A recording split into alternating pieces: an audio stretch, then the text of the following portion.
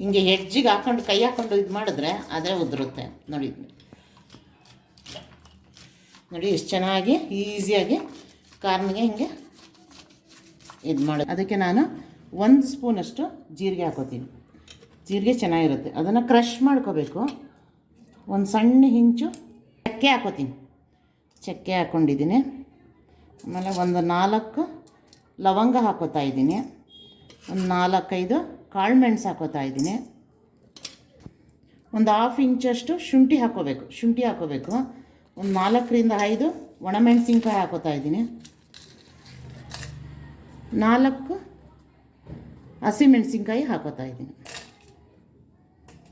1 ಬಲ್ಪಷ್ಟು ಬೆಳ್ಳುಳ್ಳಿ ಹಾಕೋಬೇಕು ಇದಕ್ಕೆ. ಇದಿಷ್ಟನ್ನು ಮಿಕ್ಸಿ ಈ ಥರ ಕ್ರಷ್ ಮಾಡ್ಕೋಬೇಕಷ್ಟೆ. ನೀವು ತರಿಯಾಗಿರಬೇಕು, ನೈಸ್ ಮಾಡ್ಕೋಬಾರ್ದು. ಇದನ್ನು 1 ಈರುಳ್ಳಿ ಹಾಕ್ಕೊಂಡಿದ್ದೀನಿ ಆಗಲೇ ನೋಡಿ.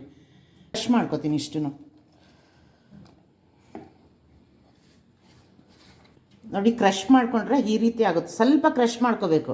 ಅದರಲ್ಲೂ ಒಂದೊಂದು ಹೋಲ್ ಥರ ಇರಬೇಕು. ಇದು ಅನ್ಪಾಲಿಷೆಡ್ ಎಳ್ಳಿತ್ತು, ಹಾಗೆ ಹಾಕ್ಕೊಂಡಿದ್ದೀನಿ 1 ಸ್ಪೂನು. ಇದು ಕರ್ಬೇವಿನ ಸೊಪ್ಪು, ಕರಿಬೇವು ಚಾಪ್ ಮಾಡಿರೋದು ಹಾಕ್ಕೋಬೇಕು. ಒಂದು 10-20 ಎಷ್ಟು ಹಾಕ್ಕೊಂಡಿದ್ದೀನಿ. 1 ಹಿಡಿಯಷ್ಟು ಕೊತ್ತಂಬರಿ ಸೊಪ್ಪು ಸೇರಿಸ್ತಾ ಇದ್ದೀನಿ. ಇದಕ್ಕೆ ಖಾರ ಹೊಂದ್ಕೋಬೇಕು. ಇದಕ್ಕೆ ನೋಡಿ ಈ ಥರ